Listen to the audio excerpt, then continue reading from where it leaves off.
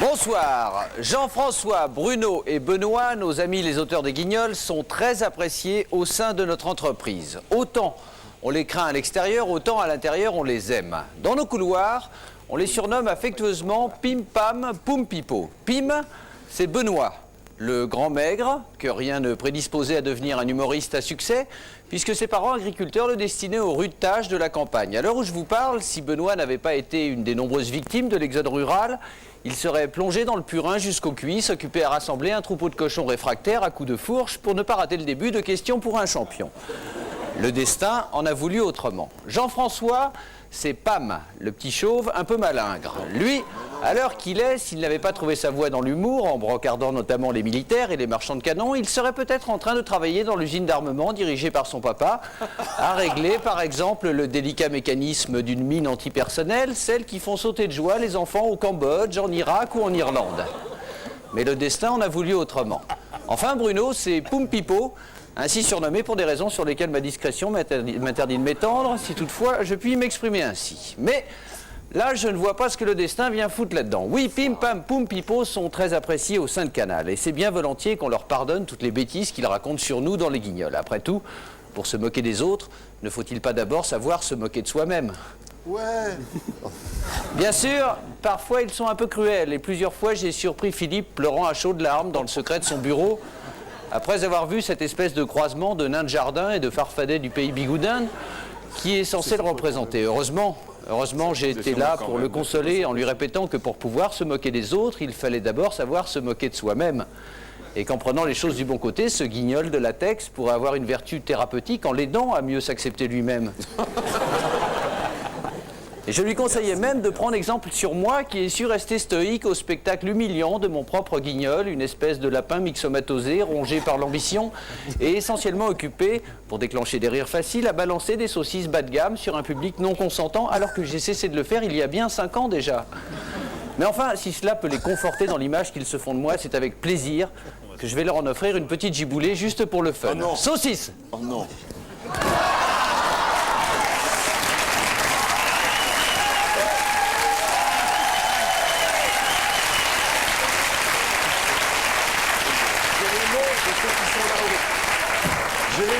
Allez, sans rancune, les copains, et place maintenant à votre dernier produit dérivé, l'enveloppe électorale. Et toi, public aimé, applaudis à tout rompre ceux qui, tous les soirs, avec les Guignols, t'offrent ta ration indispensable et corrosive de rigolade sans concession, enfin, tant que dure celle de notre chaîne bien-aimée, Jean-François, Benoît et Bruno.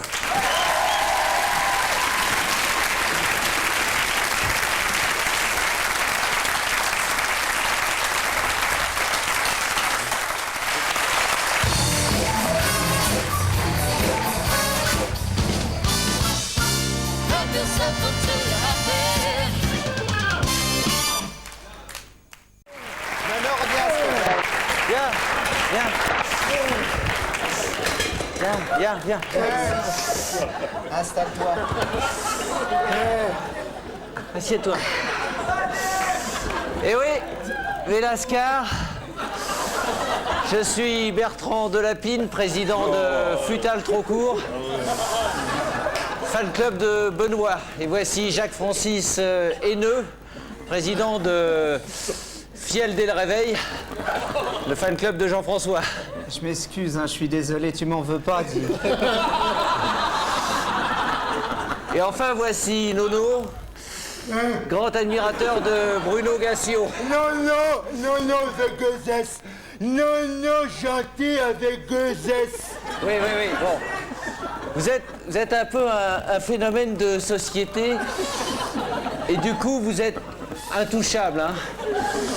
Personne n'osera toucher à un de vos cheveux, hein. Oh, Jean-François, pour toucher un de ses cheveux, bientôt ce sera trop tard. Et oui, l'humour, c'est aussi taper là où ça fait mal. Tu m'en veux pas, dis. Hein. Non, veux pognon. Non, et mes pognons. Oui, un moment.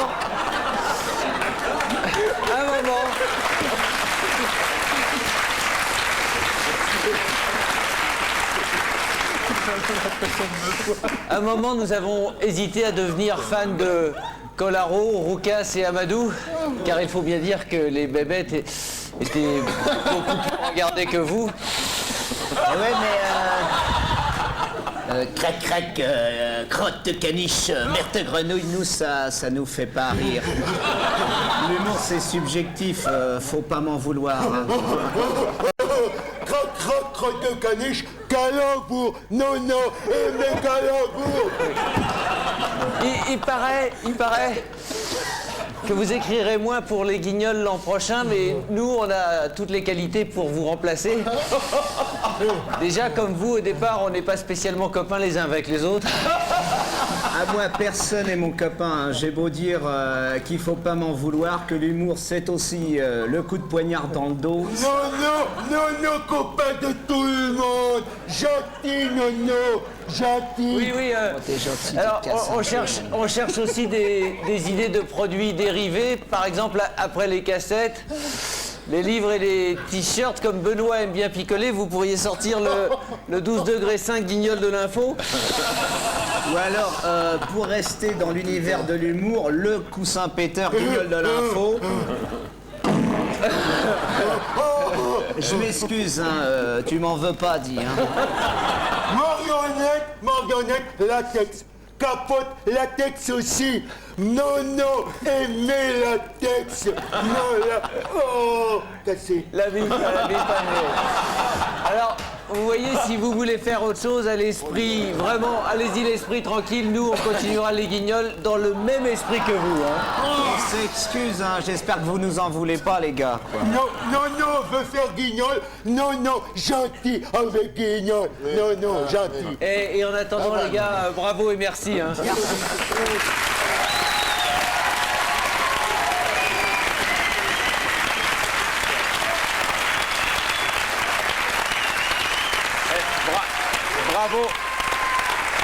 Bravo aux maquilleuses et aux habilleuses, hein, parce que c'est assez magnifique.